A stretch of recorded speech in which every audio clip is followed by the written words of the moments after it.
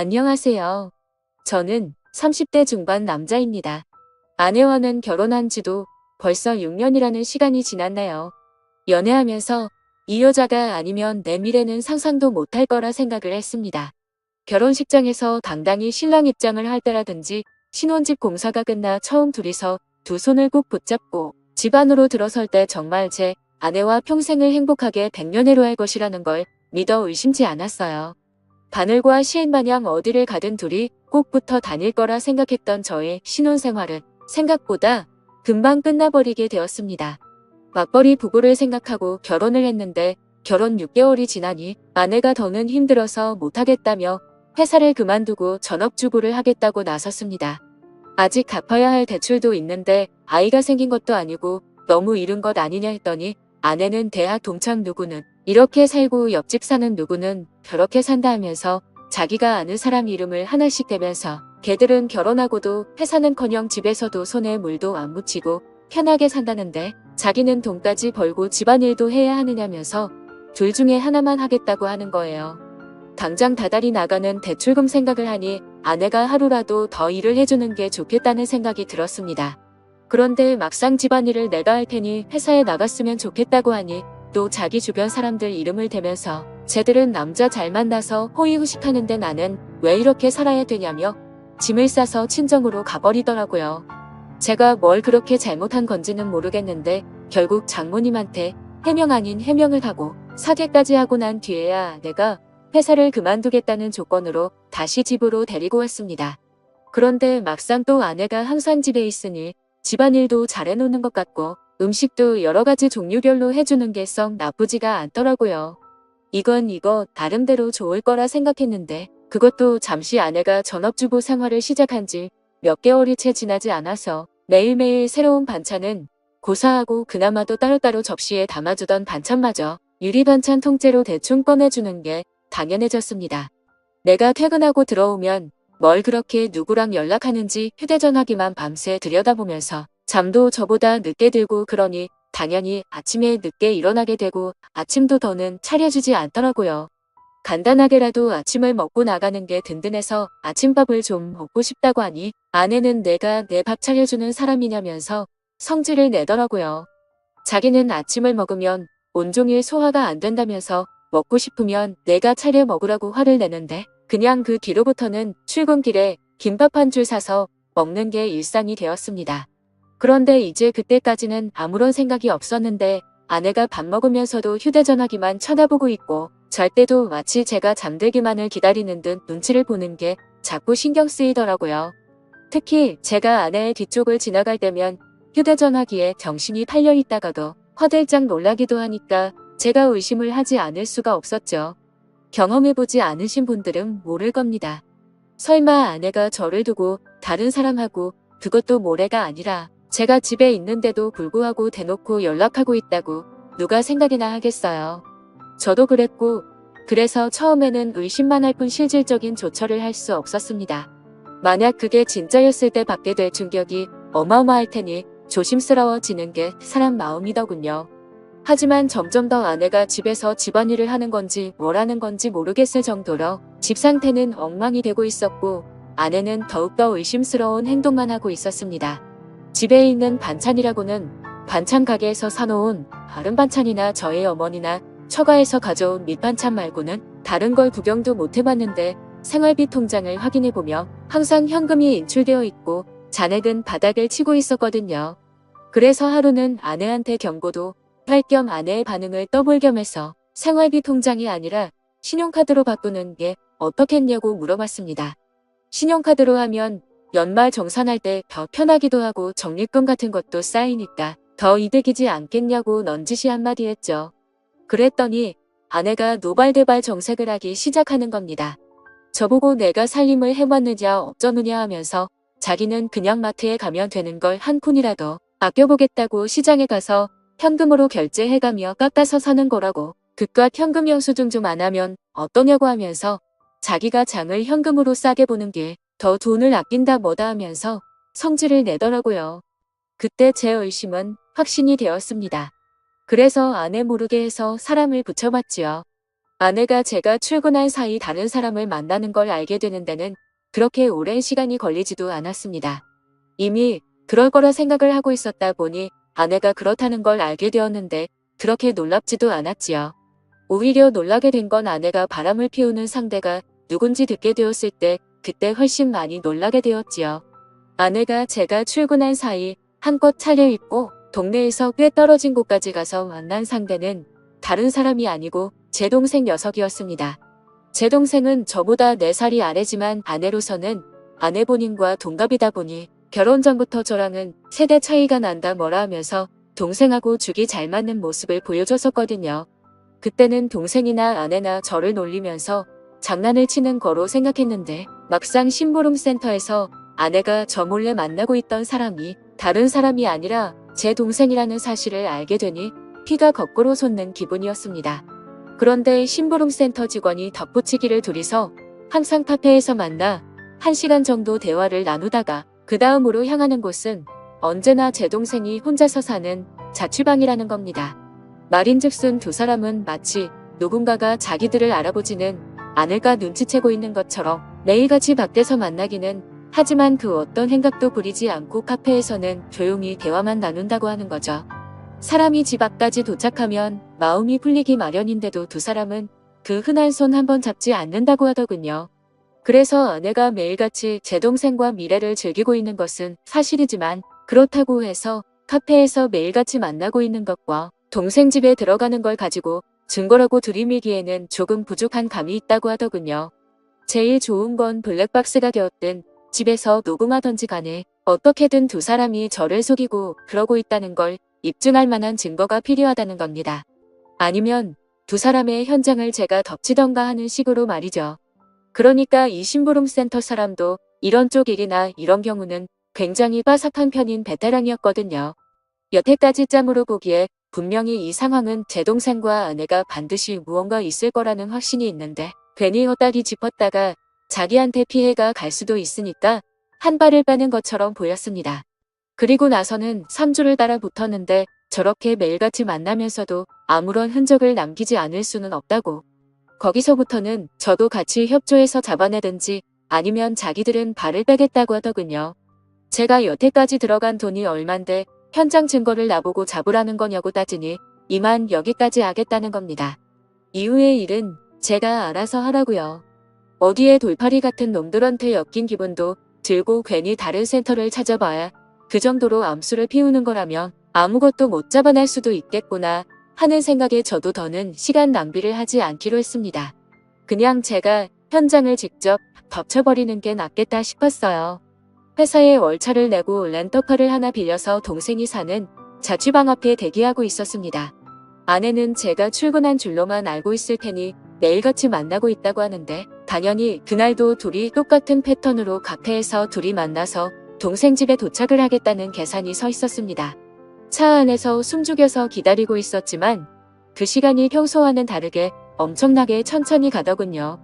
이 무더위 속인데도 모자도 뒤집어 쓰고 최대한 안 보이게 동여매고 있으니 거기에 차 시동도 걸어놓지 못하는 상태다 보니 정말 죽을 맛이었습니다. 그런데도 심장은 엄청나게 빠르게 뛰고 정말 그 차 안에서 무슨 생각을 했는지 기억도 안 날 정도로 오만 가지 생각이 오고 갔습니다. 아니나 다를까 거의 매일같이 똑같은 패턴으로 행동한다는 말과 똑같이 두 사람이 시야에 들어오더군요. 사진으로 보는 것보다 실제로 보니 정말 치가 떨려서 그 자리에서 문을 박차고 나가 두 사람한테 욕 한 바가지를 쏟아붓고 싶었지만 현장을 덮치기 위해 속으로 참을 인자를 새기면서 겨우겨우 참아냈습니다. 카페에서 둘이 시간을 보냈으니 집 안에 들어가자마자 본 경기를 시작하려나 그 길로 저도 뒤따라 들어가 문을 열고 들어가고 싶었지만 참았습니다. 그때의 1분 1초는 정말 제 인생 그 어떤 시간보다 느리고 천천히 흘렀습니다. 무더위에 두 사람 다 걸어오느라 고생 좀 했을 테니 땀이라도 식히겠거니 싶어서 조금만 더 시간을 두고 기다리기로 했지요. 동생 집 비밀번호는 제가 이미 알고 있었습니다. 뭔가를 바꾸는 걸 별로 좋아하지도 않는 성격이어서 예전부터 한 번호만 쭉 고집해온 녀석이거든요. 이미 두 사람이 집에 들어간 상황에 저도 뭘 더 차 안에 있을 필요가 있겠나 싶어 저는 이미 동생 집 앞까지 들어와 있는 상황이었습니다. 얇아빠진 철제 현관문 너머로 아내와 동생의 목소리가 들려오는데 정확하게 무슨 내용을 말하는지는 들리지 않았지만 동생이 벌써 시작을 한다느니 어쩌니 아내가 오늘은 조금 빨리 좀 끝났으면 좋겠다느니 어쩌느냐 하면서 하하호호 거리며 이야기를 주고받더군요. 아니나 다를까 5분도 걸리지 않아서 두 사람은 뭐라는 건지 문 너머로 들려오던 소음도 하나 들려오지 않고 조용하니 아무 소리도 들리지 않기 시작했습니다. 둘이서 나눴던 대화 때문에라도 이미 미칠 것 같았는데 막상 아무 소리도 들리지 않으니 눈앞이 깜깜해지더군요. 더는 기다리지 못하겠다 싶어서 문을 박차고 들어갔습니다. 들어가는데 두 사람은 제가 생각한 것과는 정반대로 서로 멀찌감치 떨어져 앉아있더군요. 옷도 제대로 갖춰 입고 있었고 말이죠. 오히려 그 문을 따고 들어간 제가 더 당황스러웠습니다. 지금 뭐 하는 거냐고 크게 외치면서 들어갔는데 오히려 제가 민망한 상황이 되어버렸어요. 아내는 집에서 재택근무 형식으로 일할 수 있게 인터넷 사업을 구상 중이었고 그 과정에서 컴퓨터에 능숙한 제 동생에게 도움을 받고자 그동안 동생을 만나왔던 겁니다. 오히려 제가 동생과 아내에게 몹쓸 짓을 하고만 상황이 되어버렸죠. 손이 발이 되도록 싹싹 빌어야 했습니다. 아무리 의심할 게 없어도 그렇지 어떻게 동생과 아내를 그런 사이로 의심할 수 있느냐고 동생에게 한 소리 아내에게 한 소리 듣고 나서 나아가서는 어머니에게 한 소리 또 듣고 장모님한테는 아주 가루가 되도록 욕을 얻어먹었습니다. 졸지에 저는 아내랑 친동생 사이를 의심하는 의심병 환자가 되어버렸죠. 그 이후도 후유증이 엄청나서 아내와는 서로 말도 하지 않고 지내게 되었습니다. 그렇게 되니 너무 억울하더라고요. 그래서 아내의 뒤를 캘 때 고용했던 심부름센터 직원을 만나서 따졌습니다. 어떻게 자기는 아무 잘못 없다 잡아떼고 면피를 하려고 할 줄 알았는데 심부름센터 직원이 돈은 다 환급해준다고 하면서도 자기는 억울하다고 하는 겁니다. 자기가 이걸로 밥 벌어먹은 게 어디 한두 번 한 게 아니라고 나름 업계에서도 베테랑이라고 자부하고 다니고 그동안 경험으로 저와 제 동생의 사이가 거짓이 아니고 거의 확신에 가깝다는 듯이 이야기를 하기 시작했습니다. 이 양반이 내가 틀렸다고 하니까 자존심이 그렇게 상했나 싶었고 저는 사실 억울한 게 더 컸기 때문에 헛소리하지 말고 그럼 환급이나 해달라고 했어요. 그 양반한테 보수를 환불받는다고 해도 이미 엎질러진 물을 되돌려 놓기에는 힘든 상황이었지만 그래도 마음이라도 풀고 싶었거든요. 그런데 그 양반이 흔쾌히 환급을 해준다고 했다가 자기한테 짧게는 2주에서 길게는 2달만 시간을 달라고 하더군요. 제가 보수로 준 돈이 그렇게 큰 목돈이 아니었는데 이 양반이 돈이 궁해서 그러는가 싶었습니다. 그런데 그게 아니었고 자신은 지금도 확신한다면서 지금부터는 무료로 더 조사해본다고 하더라고요. 만약 그렇게 했음에도 자신이 틀린 거면 다 환불해준다고 말이죠. 안 그래도 헛다리 짚어서 쪽팔렸었기에 그냥 무시하려고 하다가 공짜로 해준다는데 내심 저도 뻘끄럼해서 일단 알겠다고 했습니다. 그로부터 정확하게 한 달이 지나서 그 양반이 저에게 녹음 파일 하나와 사진 몇 개를 내밀더군요. 그리고 그건 사실이었던 겁니다. 아내와 제 동생의 사이가 말이죠. 심부름센터에 어떻게 그걸 확신했느냐고 했더니 주변 정황만 봐도 다 보이는 상황이라는 겁니다. 갑자기 커진 아내의 씀씀이와 돈의 사용처를 들키기 싫어서 현금을 사용하는 것까지 말이죠. 제 아내가 동생 집에 들락거리는 건 어떻게든 둘러댈 수가 있지만 돈을 번다고 하는 일인데 오히려 소비만 더 커지고 있으니 뭐가 있어도 있다고 확신을 했다는 거죠. 그리고 두 사람이 사랑의 속삭임을 나누는 정황을 녹음했고 한 달간의 추적 끝에 두 사람이 마음을 놓은 사이 길거리에서 손을 꼭 붙잡고 있는 사진을 찍는 데까지 성공한 겁니다. 보통 그런 식으로 미래를 즐기는 부부들에게는 공식 같은 게 있다고 하더군요.